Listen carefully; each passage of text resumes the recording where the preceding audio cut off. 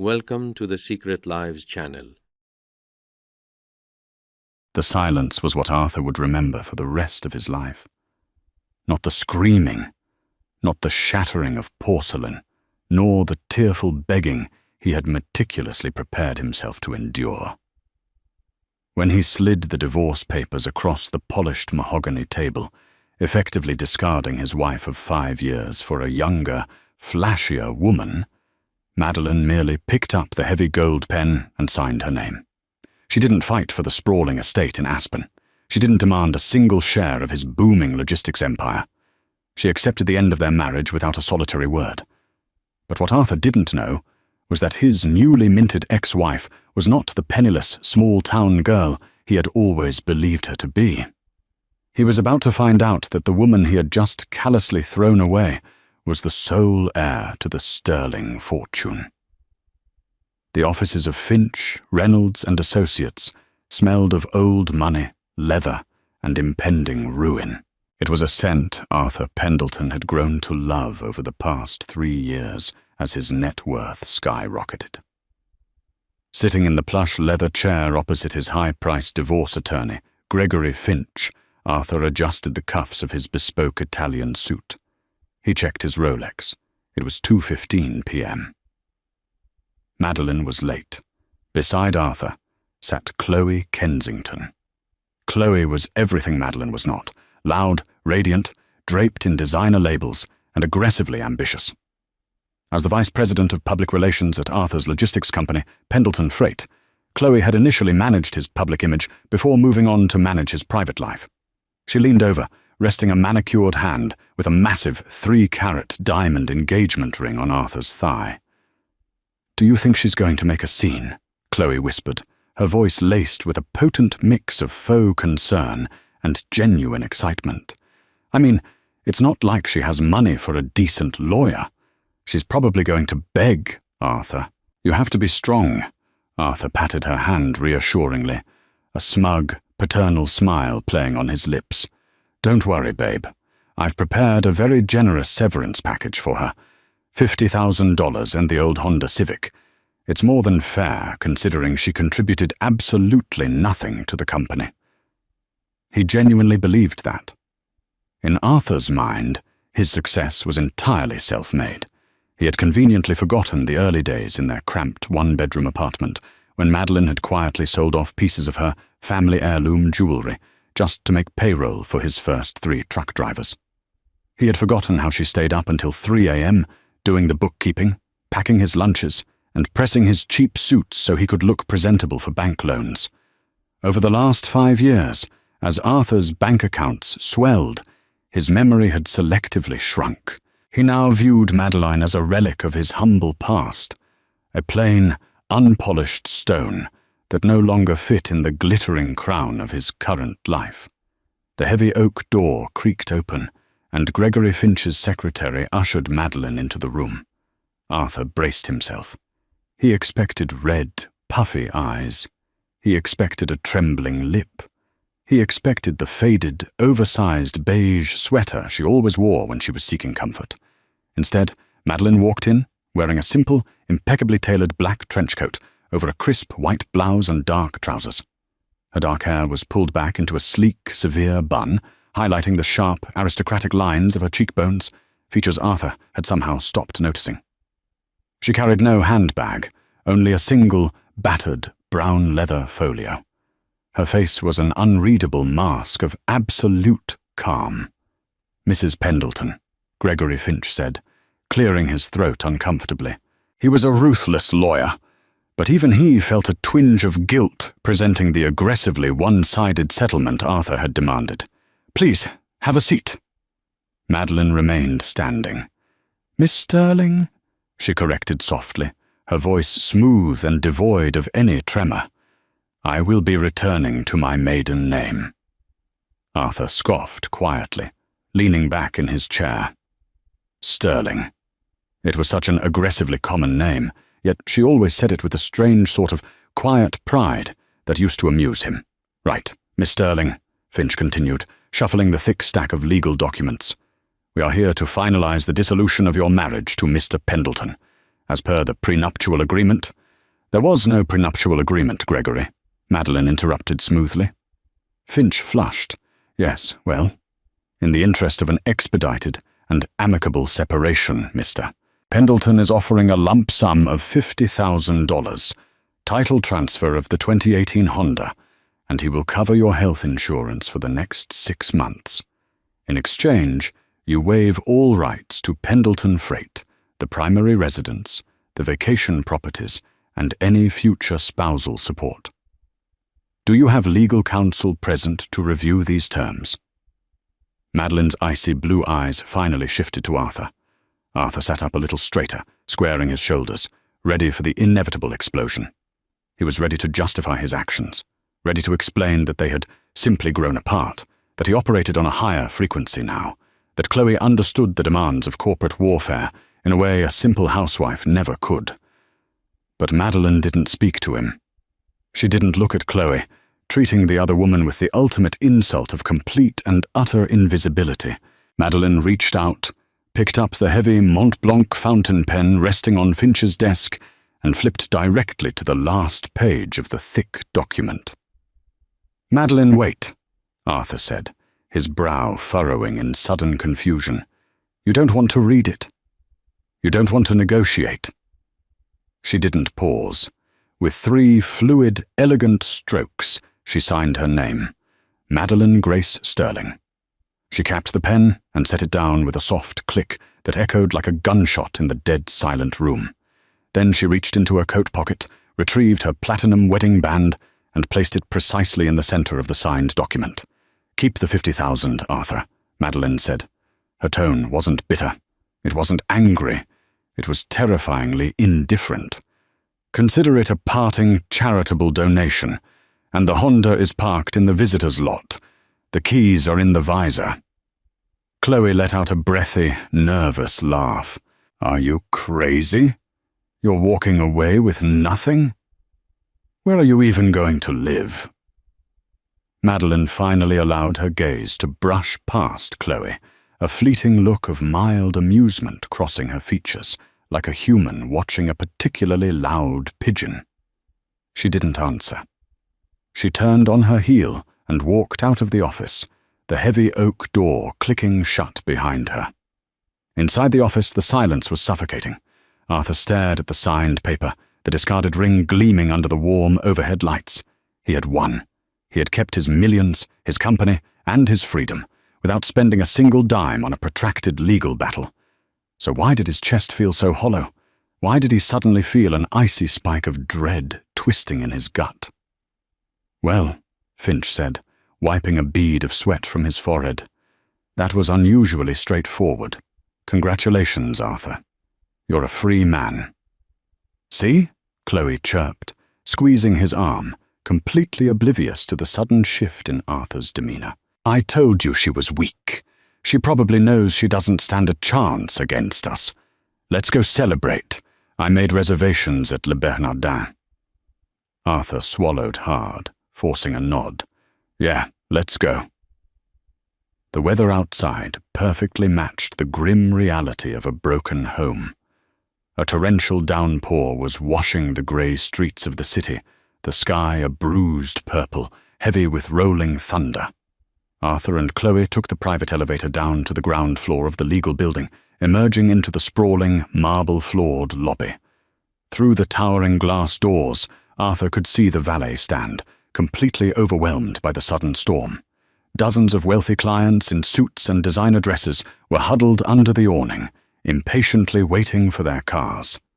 And there, standing entirely apart from the crowd, at the very edge of the curb where the rain was splashing against her ankles, was Madeline. She stood perfectly straight, the collar of her black trench coat turned up against the biting wind.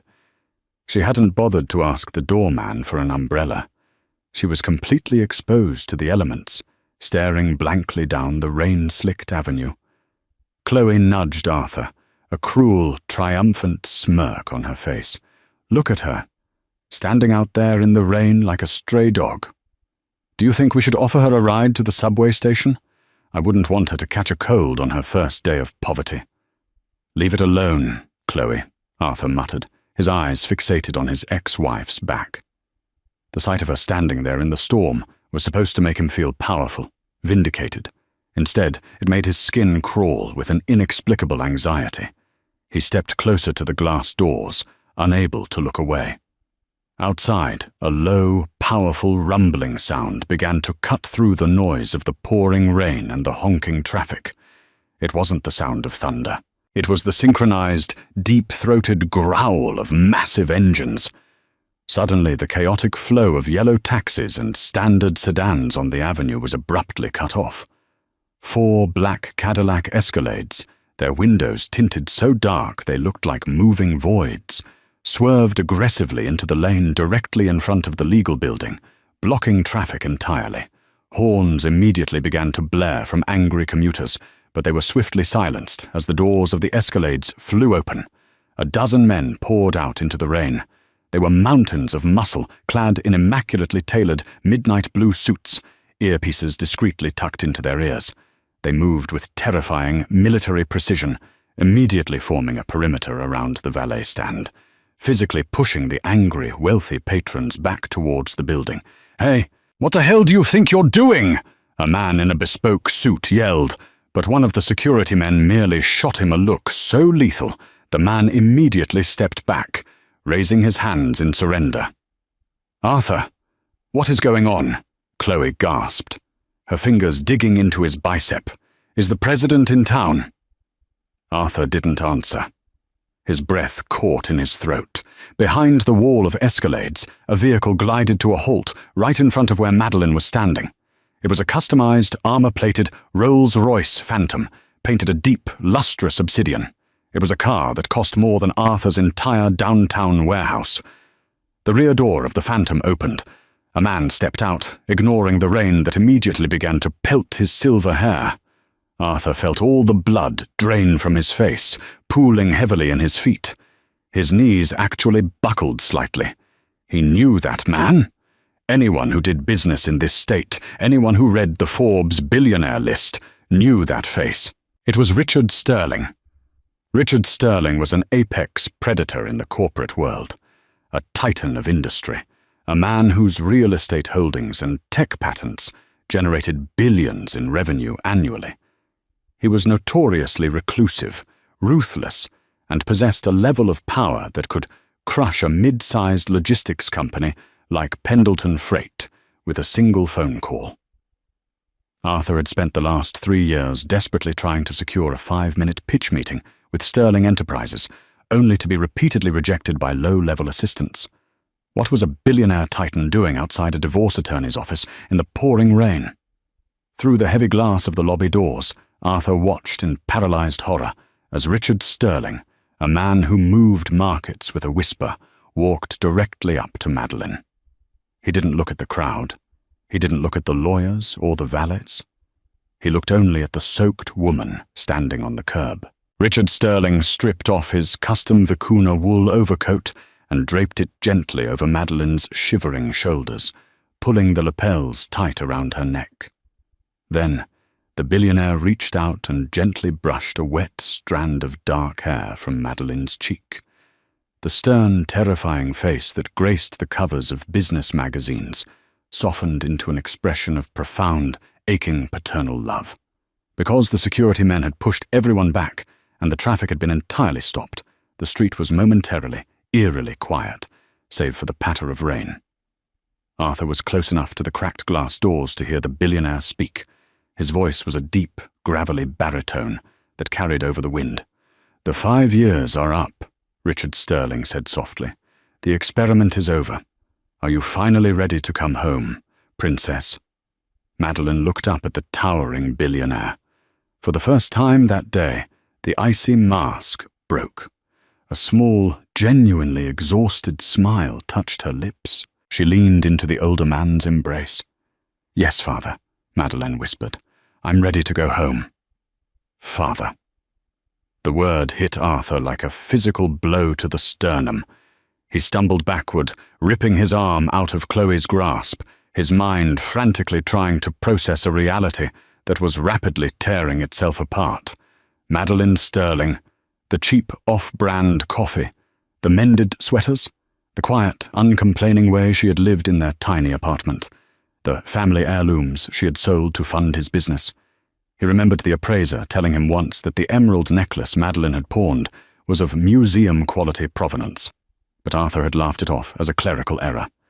She hadn't been poor. She had been hiding. She had been living a regular life, trying to build something real with a man she thought loved her for who she was, not what her family owned. Arthur watched, hyperventilating, as Richard Sterling personally opened the door of the Rolls-Royce for his daughter. Madeline climbed into the plush, leather interior without looking back. Sterling followed her in, and the door slammed shut with a heavy, final thud. The security men seamlessly piled back into their Escalades. Within 10 seconds, the entire phantom convoy peeled away from the curb, disappearing down the rain-slicked avenue, leaving the street entirely empty, save for the stunned crowd. "Arthur?" Chloe asked, her voice trembling. Her usual arrogance had completely evaporated, replaced by a dawning, terrifying comprehension. She wasn't an idiot. She recognized Richard Sterling, too. "Arthur, was she?" Arthur Pendleton stared out into the empty, rainy street, the $50,000 settlement check he had so smugly forced upon his ex-wife, suddenly feeling like a death warrant. He hadn't just thrown away his marriage. He had just declared war on the most powerful family in the city, and they had accepted his terms without a single word. The interior of the armor-plated Rolls-Royce Phantom was a sanctuary of hushed leather and polished walnut, entirely insulated from the raging storm outside. Madeline sat in the plush, heated seat, the faint scent of her father's expensive cedar cologne washing over her. For the first time in 5 years, she let out a breath that didn't feel constrained by anxiety or the burden of pretending. Richard Sterling poured 2 glasses of aged Macallan from the crystal decanter housed in the center console. He handed one to his daughter, his sharp, predatory eyes softening as he took in her pale, exhausted face. "Drink," he commanded gently. "You look like you've been living on instant coffee and tap water." Arthur preferred the generic brand, Madeline replied, her voice raspy, a ghost of a bitter smile touching her lips. He said it built character and kept the overhead low. Richard's jaw tightened, a dangerous muscle ticking beneath his ear. As the CEO of Sterling Enterprises, a conglomerate with aggressive holdings in real estate, international shipping, and telecommunications, he was a man who destroyed rival corporations before his morning espresso. Watching his only child endure half a decade of manufactured poverty for a man as pedestrian as Arthur Pendleton had been pure agony. "The 5-year timeline was your idea, Madeline," Richard reminded her, his voice a low rumble. "You stood in my office at 22 years old, completely defiant. You told me you wanted a marriage built on genuine love, not a corporate merger orchestrated by Goldman Sachs. You begged for the chance to be a nobody, so you could find a man who loved you for your mind, not my money." Madeline took a sip of the scotch, the liquid fire grounding her. "I know, Father, and you gave me your word. You let me walk away with nothing but a fake surname and a modest bank account to prove my point." "And the point has been proven," Richard said, tapping his heavy platinum Patek Philippe watch against the crystal glass. "He failed the test, Madeline. Spectacularly. I have had my security detail running background checks on Pendleton Freight for the last 3 years. The moment his revenue crossed the 10 million mark, he began having affairs. That PR woman, Chloe Kensington, is just the latest in a string of very predictable, very cheap mistakes." Madeline closed her eyes. She had known. Deep down, behind the spreadsheets she meticulously balanced for Arthur, behind the packed lunches and the quiet nights waiting for him to come home, she had seen the receipts, the charges at the Ritz-Carlton, the jewelry from Cartier that never ended up on her neck. She had stayed out of a misplaced sense of loyalty to her own stubbornness, hoping the Arthur she had helped build from nothing would eventually remember who laid his foundation. He hadn't. He had handed her a $50,000 check and a Honda. "I was a fool," Madeline whispered, looking out the tinted window as the Manhattan skyline blurred past them. No, Richard corrected sharply. You were optimistic. That is a flaw we can correct. The question now is, what do you want to do about Arthur Pendleton? Madeline opened her eyes. The quiet, submissive housewife who had signed those divorce papers an hour ago was dead, left behind on the rainy sidewalk outside the law firm. In her place sat the rightful heir to the Sterling Empire. The blood in her veins was the same blood that had built monopolies. Nothing, Father, Madeline said softly, her icy blue eyes hardening into diamonds. I don't need to do anything to Arthur. His entire empire is built on a foundation of sand that I poured. Without me to stabilize the structure, gravity will do all the work. The motorcade bypassed the city traffic, heading straight for the private heliport on the East River. By the time they landed at the sprawling, heavily guarded Sterling estate in Greenwich, Connecticut, a team was already waiting. The estate staff moved with practiced efficiency. Within 2 hours, the drab, oversized beige sweater and slacks were gone, incinerated. Madeline was ushered into her private wing, where a team of stylists and tailors had been summoned. When she finally emerged and walked down the grand sweeping staircase of the mansion, Richard Sterling was waiting in the foyer. He paused mid-conversation with his chief of security. Madeline had shed her disguise entirely. She wore a sharply tailored, blood-red Alexander McQueen suit that commanded absolute authority. Her dark hair was blown out into sleek, cascading waves, and a pair of flawless, 2-carat diamond studs rested in her ears. She looked exactly like what she was, a billionaire apex predator stepping back into her territory. Welcome back, Executive Vice President Sterling, Richard said, a proud, lethal grin spreading across his face. Madeline nodded, accepting a sleek iPad Pro from an awaiting assistant. Cancel my recovery time, Father. I want a full briefing on the East Coast shipping lanes by 6 a.m. tomorrow, and have our legal team pull the files on the Aegis Holding Company. It's time to call in some debts. Monday morning at the headquarters of Pendleton Freight was supposed to be a victory lap. Arthur strolled into the glass-walled building in downtown Chicago, feeling like a king who had successfully defended his castle. He was free. He had his millions, his booming company, and his beautiful trophy vice president on his arm. Chloe was already in his office, perched on the edge of his mahogany desk, wearing a designer skirt suit that cost more than Madeline's entire annual wardrobe. She held 2 cups of artisanal coffee, handing one to Arthur as he entered. "Good morning, handsome," Chloe purred, though there was a tight, nervous energy behind her smile. "Did you sleep well?" "Like a baby," Arthur lied.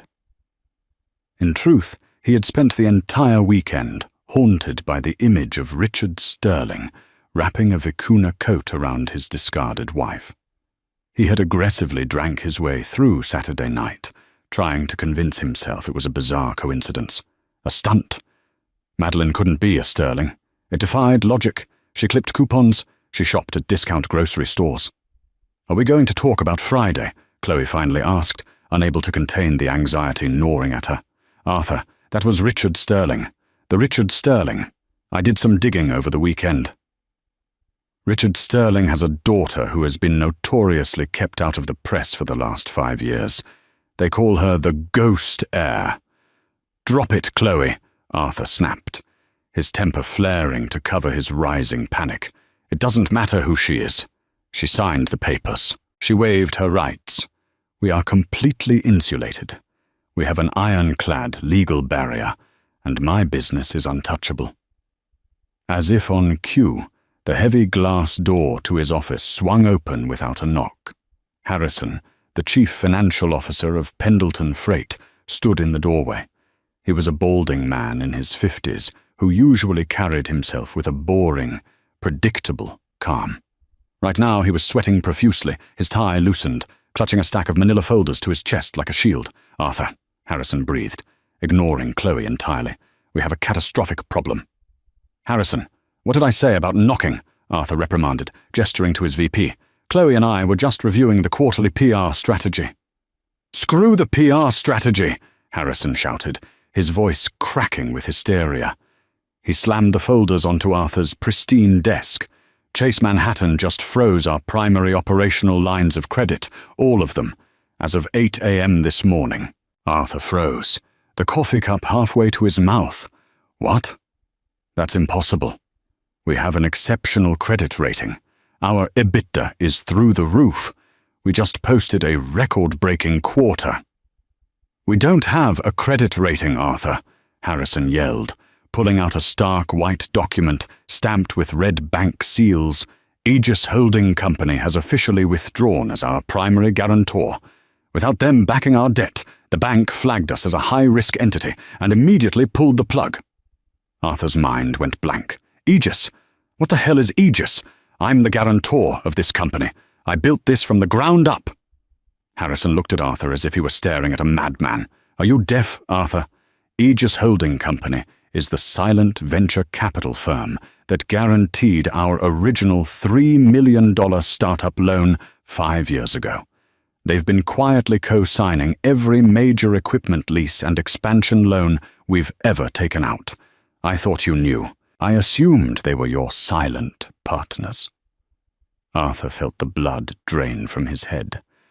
5 years ago, the exact time he had married Madeline, the exact time his tiny, struggling delivery service had suddenly been approved for a massive corporate loan that he had smugly attributed to his excellent business pitch. "Who?" Arthur choked out, gripping the edge of his desk to keep the room from spinning. "Who owns Aegis Holding Company?" Harrison flipped the document over, his hands trembling. "It's a subsidiary. It rolls all the way up to a private wealth management trust, controlled entirely by Sterling Enterprises." Chloe gasped, covering her mouth with her manicured hand. The artisanal coffee slipped from her fingers, splashing dark stains across the white carpet.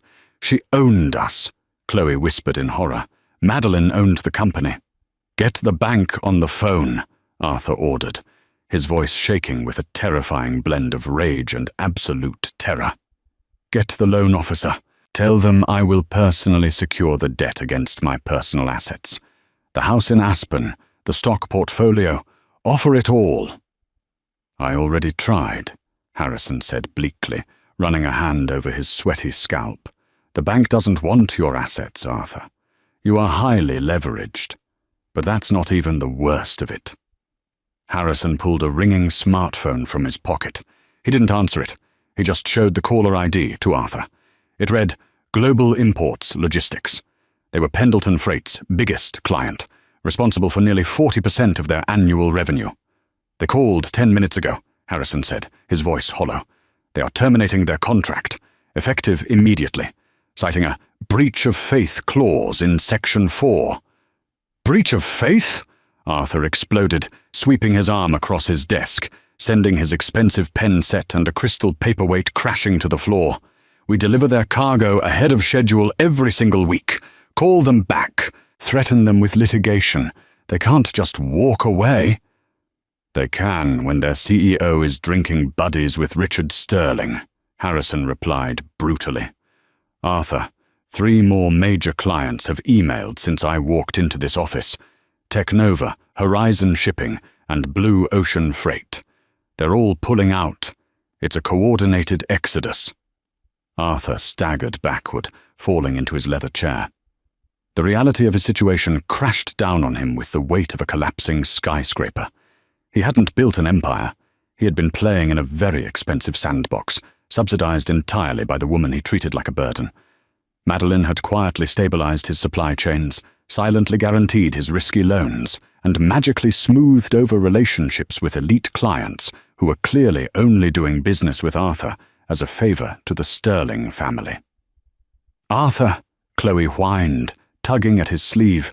"Do something. Call her. Apologize. Tell her you made a mistake." Arthur looked at Chloe, the glittering diamond on her finger suddenly looking cheap and grotesque. He realized with sickening clarity that the power, the wealth, and the prestige Chloe was so attracted to had never actually belonged to him. He picked up his phone with shaking hands and dialed the number he had deleted from his contacts just 3 days ago. It rang once, twice, 3 times. Then an automated voice clicked on, dripping with cold corporate efficiency. "You have reached the private line of Madeline Sterling, Chief Operating Officer of Sterling Enterprises. This number has been disconnected. Goodbye." The line went dead, leaving Arthur listening to the dial tone of his own destruction. 2 weeks. That was all it took for a 5-year illusion of grandeur to completely unravel. The sprawling downtown Chicago offices of Pendleton Freight were practically a ghost town. Over 60% of the staff had been laid off or had wisely jumped ship to competitors when the payroll checks began to bounce. Arthur sat in his dimly lit office, the power having been reduced to emergency lighting on the executive floor after a clerical error with the utility company, an error Arthur knew was just another tightening of the invisible noose Madeline had slipped around his neck. He looked at his phone. The screen displayed a digital invitation he had purchased through a black market social concierge for an exorbitant $75,000, money he had secured by taking a predatory third mortgage on his Aspen estate. It was an invitation to the annual Global Philanthropic Summit, hosted by the Wellington Foundation at the Plaza Hotel in New York City. The guest list was a closely guarded secret, but the socialite blogs were buzzing with the confirmed attendance of the newly instated Chief Operating Officer of Sterling Enterprises, Madeline Grace Sterling. "Are you sure about this, Arthur?" Chloe asked, pacing nervously by the floor-to-ceiling windows. The aggressive confidence she had possessed just a fortnight ago had evaporated. She was wearing a skin-tight, sequined Versace gown that had cost a fortune, yet in the grim lighting of a dying company, it just looked desperate. "We're hemorrhaging money. Flying to New York, the hotel, this ticket my credit cards are maxing out." "We don't have a choice," Arthur growled, adjusting the collar of his Tom Ford tuxedo. The suit used to make him feel invincible. Now it felt like borrowed armor. "She's freezing me out. Her lawyers won't return Gregory Finch's calls. The banks won't touch me. The only way to stop this bleeding is to get her face to face." "Madeline is soft, Chloe. You didn't know her like I did. If I can just get her alone, look her in the eyes, and remind her of what we built together, I can get her to call off the dogs. She owes me that." Chloe stopped pacing, her eyes narrowing. "She owes you?" "Arthur, she literally owned the bank that funded you." "I did the work," Arthur snapped, his voice echoing off the empty glass walls. He refused to let go of his delusion. "I was the face. I managed the logistics. She just signed papers. She's throwing a temper tantrum, and I need to put a stop to it." By 8 p.m. the following evening, Arthur and Chloe found themselves stepping out of a rented town car onto the red carpet outside the Plaza Hotel. The flashing bulbs of dozens of paparazzi cameras created a blinding, strobe light effect. Arthur puffed out his chest, automatically putting on his best CEO smile, expecting the photographers to shout his name. Instead, the cameras remained dead silent as he and Chloe walked past. A photographer actually lowered his lens, looking at them with mild annoyance, before shouting to his colleague, "Keep the lane clear. The Rothschilds' motorcade is 2 minutes out." Arthur's smile faltered. The reality of his complete irrelevance in this echelon of society hit him with the force of a physical blow. They handed their astronomically expensive digital ticket to the stoic, white-gloved attendant at the door. The man scanned it, his eyebrows raising slightly at the third-party purchase code, but he smoothly unhooked the velvet rope. Stepping into the grand ballroom was like stepping into another universe. The wealth in the room was suffocating. There were no flashy logos or loud, boastful conversations. This was old money, quiet power, and ruthless influence. Women wore understated, custom couture and museum-quality jewels. Men wore bespoke tuxedos that fit like second skins. They were drinking vintage Dom Perignon and discussing the acquisition of sovereign debt as casually as one might discuss the weather. Arthur grabbed 2 glasses of champagne from a passing waiter, downing his in a single gulp. He scanned the room, his heart pounding a frantic rhythm against his ribs. Then the low hum of conversation in the ballroom subtly shifted. The orchestral string quartet playing in the corner seemed to soften. Heads turned toward the grand marble staircase that led down into the main hall. Arthur turned, and the breath completely left his lungs. Madeline descended the stairs, and she was a vision of absolute, untouchable power. She wasn't wearing the muted tones or the oversized sweaters she had hidden in for 5 years. She wore a breathtaking, custom-made emerald green gown by Elie Saab that draped flawlessly over her frame. Around her neck rested a collar of flawless white diamonds, centered by a massive, teardrop emerald. A piece that belonged in the Smithsonian, not a suburban jewelry box. Her dark hair was swept up in an elegant, complex twist, and her posture was impeccably straight. But it wasn't just the clothes or the jewels, it was the aura. She radiated a quiet, terrifying authority. The men and women in the room, CEOs, senators, and tech billionaires, visibly parted to make way for her, offering deferential nods and warm smiles. Beside her, holding her elbow with a light, familiar touch, was Nathaniel Reed. Nathaniel was the 32-year-old heir to the Reed banking dynasty and the founder of a green energy tech firm that had recently gone public.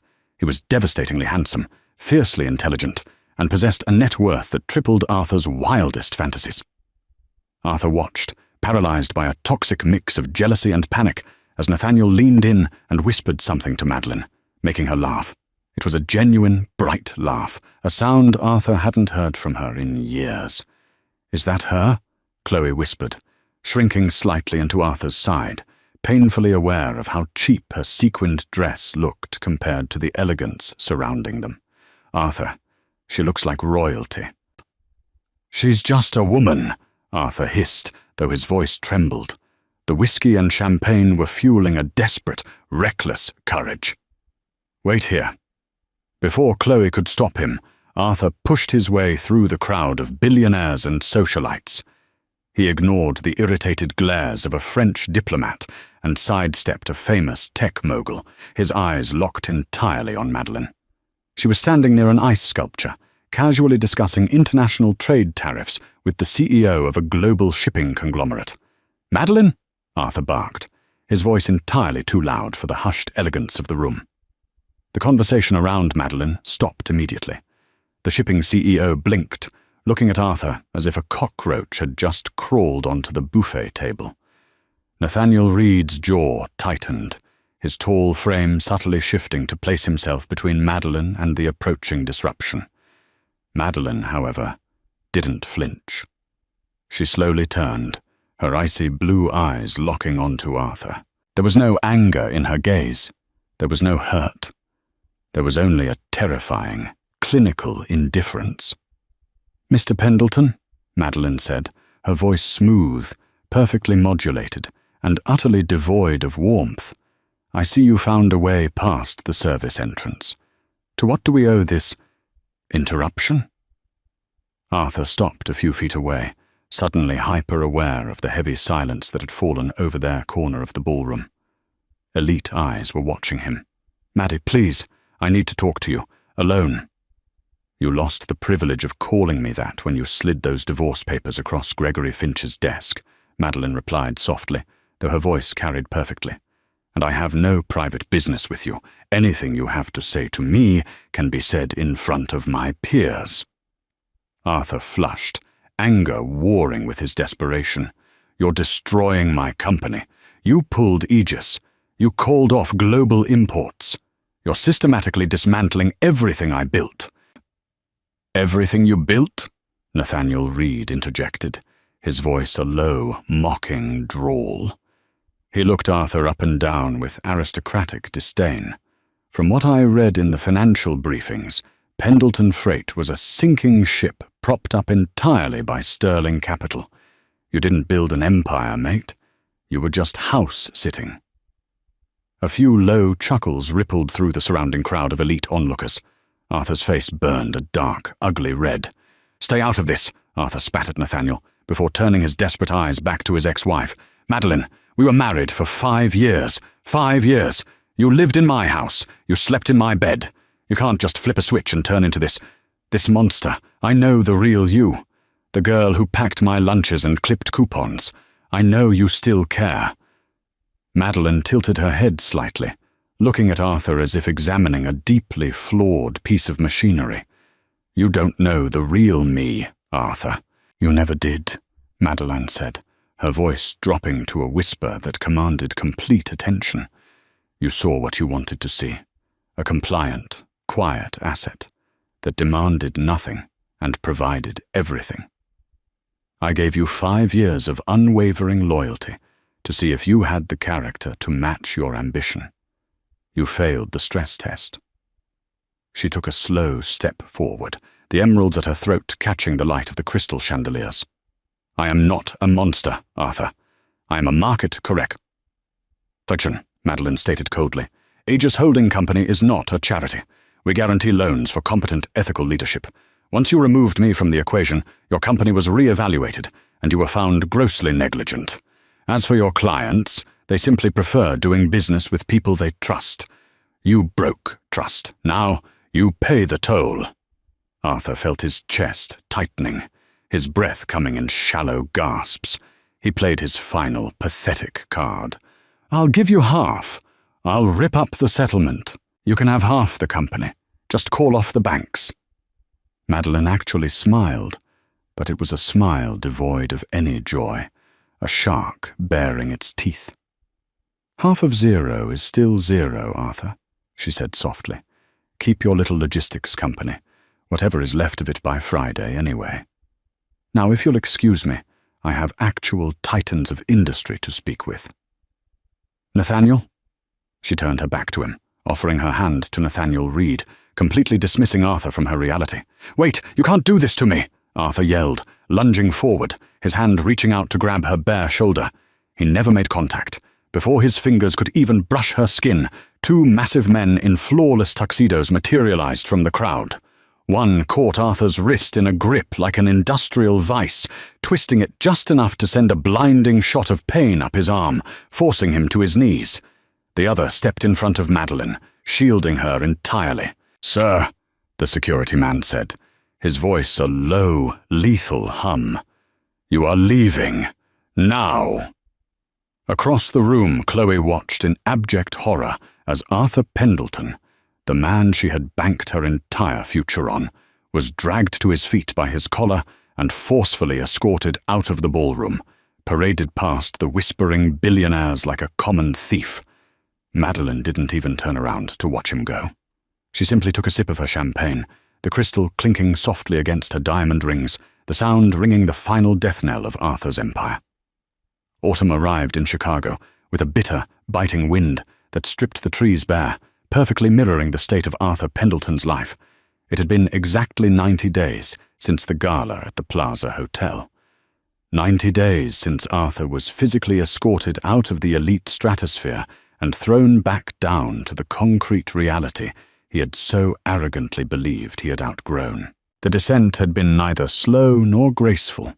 It was a terminal free-fall. Arthur sat on a plastic chair in the sterile, fluorescent-lit hallway of the Cook County Bankruptcy Court. He was wearing a suit, but it wasn't the bespoke Tom Ford he had worn to the plaza. That had been seized, along with the Aspen estate, the downtown penthouse, the Rolex, and the fleet of leased company vehicles. He was wearing an off-the-rack grey polyester blend that felt suffocatingly tight around the collar. It was the exact type of suit Madeline used to meticulously iron for him in their cramped one-bedroom apartment 5 years ago. He was alone. Chloe Kensington had packed her designer luggage and vanished precisely 48 hours after the frozen credit lines made the local business news. She hadn't even left a note, just a text message that read, "I have my own brand to protect. Good luck, Arthur." The last he heard, she was aggressively networking at a country club in Palm Beach, trying to latch on to an aging real estate developer. The heavy wooden doors to Courtroom 4B swung open. Harrison, his former CFO, who had managed to secure immunity by cooperating fully with the court-appointed liquidators, walked out, looking exhausted but relieved. He didn't even make eye contact with Arthur as he hurried towards the elevators. "Arthur Pendleton," a disinterested court clerk called out, holding a clipboard. "The trustee is ready to finalize the asset liquidation." Arthur stood up, his knees popping. He felt hollowed out, a ghost of the man who had slid divorce papers across a mahogany table just a few months prior. He walked into the courtroom, taking his seat at the petitioner's table. Sitting across from him wasn't Madeline. It wasn't even Richard Sterling. It was a brutally young, 20-something junior associate from a ruthless corporate acquisitions firm. The kid was scrolling through a tablet, looking utterly bored by the proceedings. The judge, a stern-faced woman with no patience for failed entrepreneurs, banged her gavel to initiate the final phase of Chapter 7 bankruptcy. "Mr. Pendleton," the judge began, adjusting her glasses, "the court has reviewed the final ledger. Pendleton Freight's outstanding debts far exceed the value of its liquidated physical assets. Your personal assets have been seized to satisfy the secondary creditors. We are here to formalize the sale of the company's remaining intellectual property, client lists, and operational licenses to the highest bidder." Arthur stared blankly ahead. He had nothing left to fight with. "Who bought it?" he rasped, his throat dry. The junior associate across the aisle finally looked up, offering a tight, professional smile that lacked any genuine empathy. "A subsidiary of Sterling Enterprises, Your Honor, the Aegis Holding Company." Arthur flinched as if he had been struck. Aegis, the very firm that had quietly built him up, was now here to scavenge his bones. "For how much?" Arthur demanded, his voice cracking. "My logistics network was worth $30 million at its peak. The routing algorithms alone—" "Mr. Pendleton, you are out of order," the judge snapped.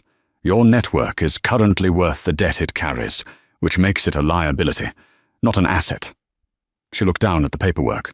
"The purchasing firm has acquired the entirety of Pendleton Freight's remaining intellectual property and routing contracts for the sum of $50,000. The number echoed in the cavernous courtroom. $50,000. Arthur felt a cold sweat break out across his neck. It was the exact amount he had smugly offered Madeline as a severance package for 5 years of her life. It was the check she had told him to keep as a parting charitable donation. "Is this a joke?" Arthur whispered, gripping the edge of the wooden table so hard his knuckles turned white. She planned this.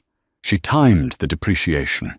She intentionally bought my life's work for the exact amount I offered her in the divorce. "Mr. Pendleton, compose yourself," the judge warned severely. "The market dictates the value of your assets, not a personal vendetta. The sum of $50,000 was the only bid submitted. You are lucky they took on the remaining localized debt at all." But Arthur knew. He saw the invisible, masterful hand of Madeline Grace Sterling in every single agonizing detail. She hadn't yelled.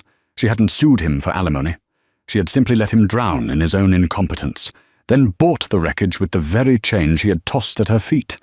It was an insult so profound, so flawlessly executed, that Arthur couldn't even summon the energy to be angry.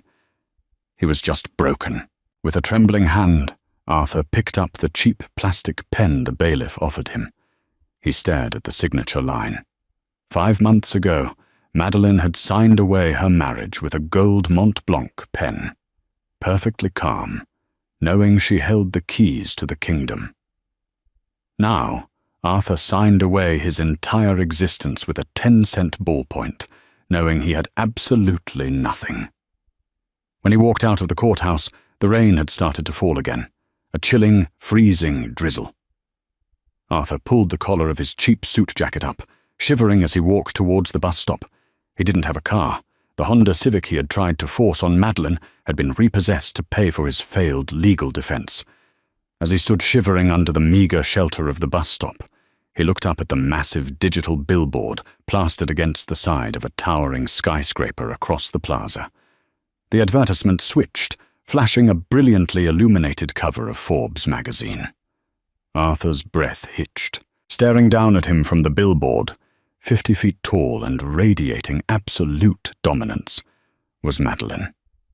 She was wearing a sharp, midnight blue power suit, her arms crossed, a look of serene, terrifying intelligence in her icy blue eyes. Beside her stood Nathaniel Reed, looking at her with a mixture of deep respect and undeniable adoration. The headline, emblazoned in bold white letters across the billboard, read, "The New Architects of Industry. Madeline Sterling and Nathaniel Reed announce historic corporate merger and engagement." Arthur stared at the woman he had called boring, the woman he had discarded because she didn't fit his cheap, flashy vision of success. He watched the rain streak down the glowing digital image of her face, realizing with absolute clarity the magnitude of his mistake. Madeline had never been a passenger in his life. She had been the engine, and when he uncoupled her, he hadn't left her behind. He had simply severed his own brakes on the edge of a cliff. The city bus groaned to a halt in front of Arthur, splashing a wave of cold, dirty street water against his slacks. He didn't even flinch. He just pulled a crumpled dollar bill from his pocket, stepped onto the bus, and took a seat in the back, entirely swallowed by the shadows, while the princess of the Sterling Empire continued to shine brilliantly above the city skyline. Arthur Pendleton's story is a brutal testament to the dangers of unchecked hubris and the fatal flaw of underestimating quiet strength. He was blinded by the superficial trappings of success, mistaking the flashy aesthetic of wealth for the actual mechanics of power.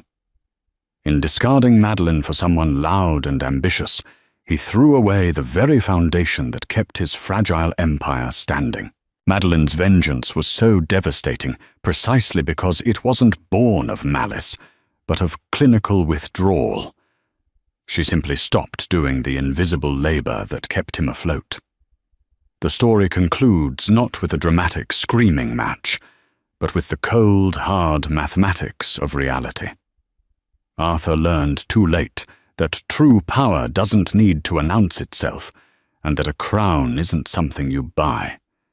It is something you inherit, protect, and wield with terrifying precision.